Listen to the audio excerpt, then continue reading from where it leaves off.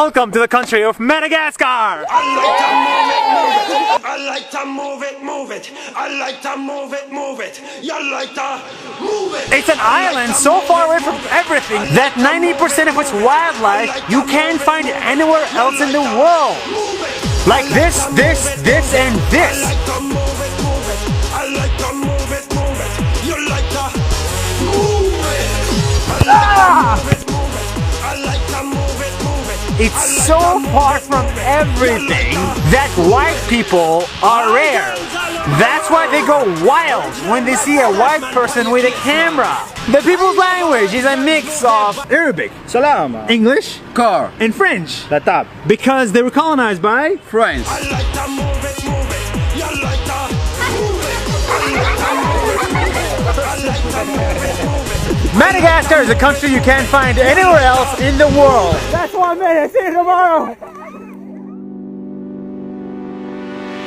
Here's a crazy idea. If you take the world's most popular map, Africa is smaller than Canada and Madagascar is just a tiny island. But the map you're looking at is wrong because in reality, Africa is much bigger than Canada. These maps were made by Europeans for Europeans, where the size of Russia, Europe, and Canada is enlarged and the size of Africa is shrunk, just so the whole map fits on paper.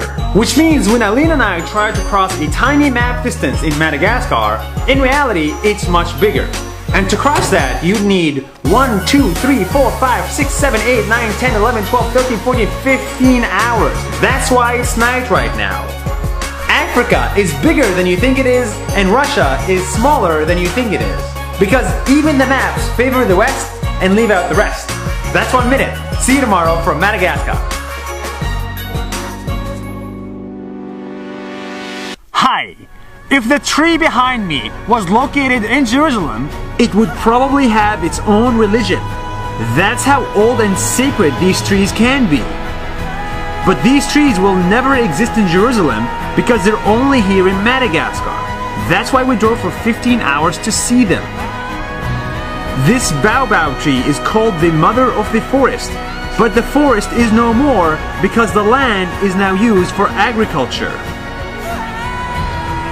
Now these baobabs stand tall and lonely, except for two of them that have been hugging each other for centuries in the middle of a dying forest.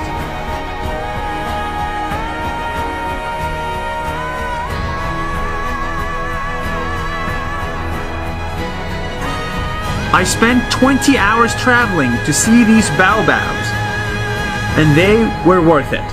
That's 1 minute. See you tomorrow.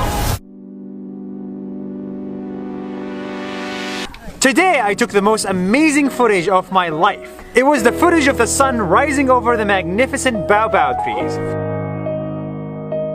But what I think deserves more attention is not the country's trees, it's the extreme levels of poverty hiding right underneath these trees. It feels great for me to pay $2 for a meal like this, but it doesn't feel great knowing that 70% of the country lives under the poverty line of $1.90. 70%.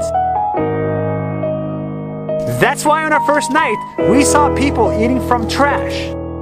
The world media does not care about Madagascar. There are no refugees, no terrorists, and no wars. It's just an island that remains more known for its Hollywood movie Madagascar than for the poverty situation of its citizens. That's 1 minute. See you tomorrow. There are a few places in the world where when you visit them, it feels like you visited a whole new planet.